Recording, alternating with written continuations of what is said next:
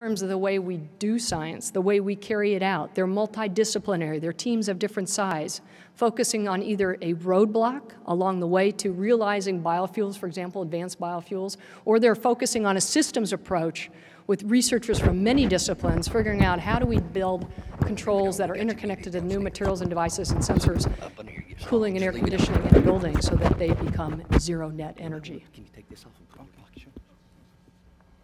I'd also like to call out a new program on the energy system side, which is something that I observed as a small business owner. And it's when I was working on, in the optics industry, trying to glue something simple together as plastic and glass. Now, you may wonder if I really have a PhD after about what I'm about to tell you, but it took us 2 years to figure out how to glue plastic to glass. And that's because as a professor, I never taught my students about glue. I was an electrical engineer. What do we need to know about glue? Well, it just so happens if you're gluing things for the telecommunication industry, you cannot have glue in the optical path length. So you've got to figure out how to affix things without glue. If you're doing things in the display industry and you glue glass to plastic and there's an index mismatch, you get ghost effects. You get quality of your displays that don't look very well. Well, if you wonder if we've solved this problem, and any of you have been to the movie Avatar, one of my students invented the glasses that you wear when you watch Avatar. And the reason they work is because the high extinction ratio between the two scenes you get that fuse it into 3D. Who knows, maybe he'll win an Academy Award for special effects. But anyway, back to focus. Sorry, Asaf, that was not in my speech, but I just had to share with you that understanding multidisciplinary problems like glue, for example, in the optics industry, is just as important as understanding multidisciplinary problems in solar, for example, where we've got to learn how to integrate the inverters and the expensive components in the solar panel industry in order to cut the balance of systems costs. So even though we may reach $1 a watt with regard to the solar panel, the balance of systems still costs $3 to $4 per watt in order to install that system, and that jacks up the price of the electricity. So what we've devised is an innovative manufacturing partnership where you get people who know how to make things, working with people that are at the boundaries of the frontiers of inventing things. So again, what we're trying to do is leapfrog a few of those generations and accelerate the technologies that you're coming up with and we're coming up with in the government labs, in the universities, and in industry into the marketplace faster. And I think that is a signature part of the U.S. DNA in the universities and the government labs and the industry is the ability to come together on these interdisciplinary teams. It was pioneered here in the 80s through some of the work in both Bell Labs and industry and also the National Science Foundation or engineering research centers. So we will be funding these so-called manufacturing energy system partnerships. Finally, I want to finish up by just mentioning a few words with regard to our initiative in education. And this is a program that we call Re-Energize, which is regaining our energy, science, and engineering edge. The President introduced this program in April of last year when he addressed the National Academy's first meeting of the year on April 27th. He talked about that we have a need to educate the next generation. 40 to 60% of the energy workers in the U.S. may retire or will be of retirement age in the next 5 years. So we've got a huge pipeline problem. And it comes at a time when, although we're #1 in the world in college graduates per capita, in the demographic 25 to 35, we're not even in the top 10. So we're graduating fewer college graduates per capita, and we're retiring a lot of our workforce. This crisis necessitates a focused response, and that's what we believe Re-Energize to be. Re-Energize is a collaborative effort with the National Science Foundation. It's going to help accomplish the goal of replenishing the pipeline and attracting the best and brightest into our industries.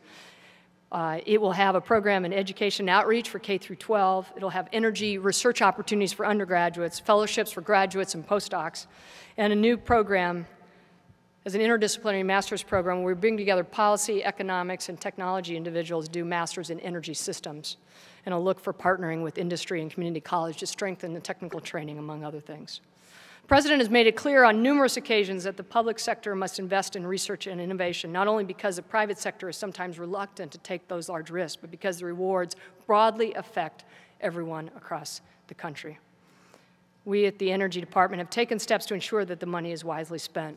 So let me just say a few words about the upcoming future now in comprehensive energy and climate legislation. The next step, of course, is to follow these federal investments matched with the healthy investments from the private sector and to look at what we can do broadly for the country. Companies and investors need to come together off the sidelines, and they need more certainty about where the market is heading. We want to give a nudge, if you will, to where the market is going. And that's the kind of certainty that only a comprehensive energy and climate bill can bring. America is at a pivotal time in our national energy debate. And the President noted in his State of the Union address last week that energy bill's critics have tried to make the case that we can't afford to take on the energy transformation in the middle of a downturn economy. He is absolutely right in arguing that our economy is exactly the reason we must make these investments.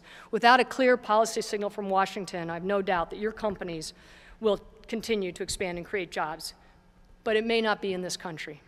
The U.S. wind industry tells us that the lack of a strong policy signal was to blame for the fact that it reported 1/3 fewer manufacturing facilities last year, either online, announced, or expanded.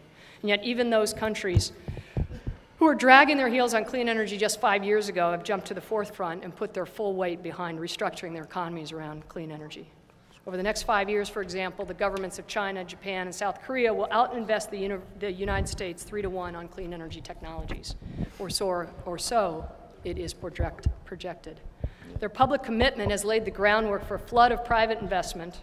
Clean energy investments in Asia surpassed the Americas for the first time ever last year. Secretary Chu sent me here today with a message for you, and that is, let's not give up the fight.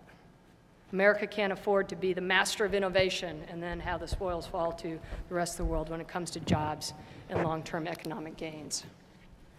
The President's call to double our exports over the next 5 years is a strategic imperative, and your industries are in prime position to help us deliver on this goal.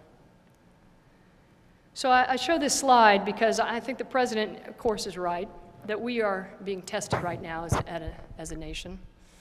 And I put this slide up to bring in some context of that point. You know, Sputnik went up in the year I was born, so that tells you something, I guess. And so I grew up in a time when science and engineering was highly valued, and it was the biggest thing that you could do to help the country. I think we're exactly at that same time again. So I'm confident that with your help, we will ace this test that is facing us, and we'll revitalize our economy, put people back to work, and we will regain our energy leadership and take over the legacy of what our greatest minds were able to produce. Again, this a great accomplishment under constraints of time, money, and scale. Scaling to the moon within a decade through the budget that we could put together. Thank you very much for everything you're doing to help create this clean energy economy, and if I haven't taken all my time, a couple questions, I guess, if you have any. Thank you very much.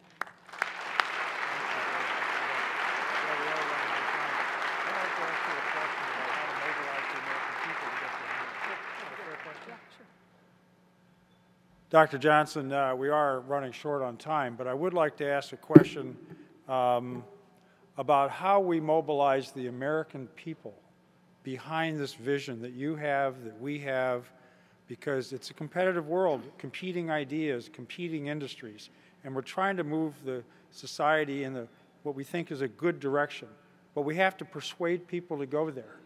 And I know you talk about this in your work all the time. What are your thoughts on things we can be doing, and you could be doing at DOE, but particularly us? What can we be doing to help this and convince the American people to start moving in this direction more than they are? Well, thank you. I think that's a question that we've all been battling with for years. I think, you know, the President said, I think in a recent announcement, how excited he was about insulation and clean energy and efficiency, and in the State of the Union address about nuclear and carbon capture. And when the President stands up and says these things are important, wind and solar and biopower, that gets everybody to take notice. And I think it starts at the top, and the tone at the top is right on. And then it's down to all of us to follow that tone. And anytime we get a chance to speak or to change a mind